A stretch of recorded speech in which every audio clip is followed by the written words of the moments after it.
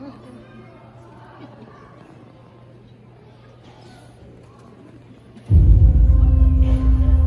is a magical time that happens when our sun sets and the night sky paints a glorious picture above us that has fascinated the human race for as long as they have existed on this planet. How do we know this?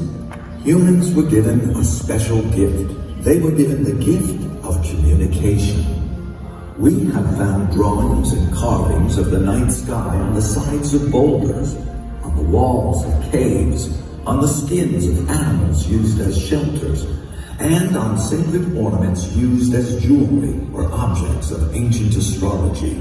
To help the people of the ancient tribes understand what they saw when they looked up to the night sky, stories were created by the tribes and passed on from generation to generation. Here is one of those stories. In the beginning, goodness fought evil, until evil was finally defeated. Goodness celebrated by creating the universe. She filled it with space and time and beautiful celestial bodies, including comets and stars and meteors and galaxies and all other forms of matter and energy. Soon the universe was just about filled, except for one final space. Goodness called her favorite sun and placed him in the space.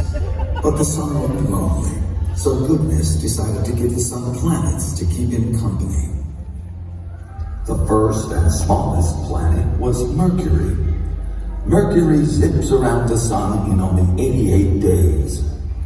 Next was the beautiful and hottest planet, Venus. Beneath its thick and toxic atmosphere were many mountains and volcanoes. Mars was next, a cold, desert-like planet. Its mountains and valleys and canyons were covered with iron oxide dust that gave Mars its red color. Goodness then summoned Jupiter, the largest planet to orbit the sun. It was a gas giant, and Goodness especially admired Jupiter's great red spot, an enormous storm more than 10,000 miles wide. Saturn was the next planet summoned. Goodness loved the beautiful rings made of ice and rocks surrounding this gaseous planet, made of mostly hydrogen and helium. As Goodness thought about which planet she would pick next, she was suddenly surrounded by a terrible smell. When she turned around, she was not surprised to see the planet Uranus. Uranus was a bit of an oddball. It had clouds made of hydrogen sulfide, the same chemical that makes rotten eggs smell so foul. And if that wasn't enough, it is believed that an object collided with Uranus roughly 4 billion years ago, causing it to tilt. So Uranus basically orbits on its side, causing extreme seasons that last 20+ years. Goodness looked at this very odd planet and sighed. Uranus was, after all, a beautiful, tilted planet with a blue-green tint and 13 sets of faint rings. Take your place, Goodness said with a smile, and Uranus happily joined the solar system. Neptune, a giant stormy blue planet, was selected next.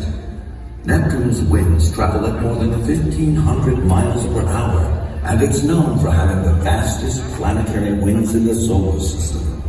It is also the coldest planet, with an average temperature of -346 degrees Fahrenheit.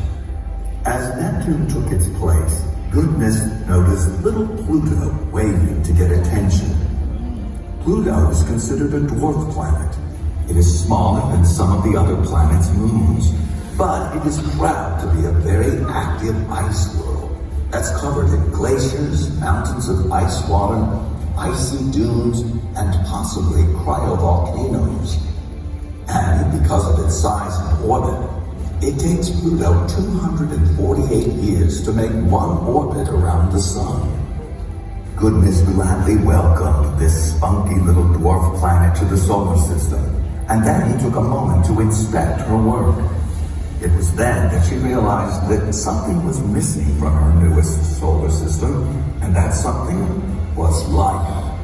Goodness got to work immediately to create another planet.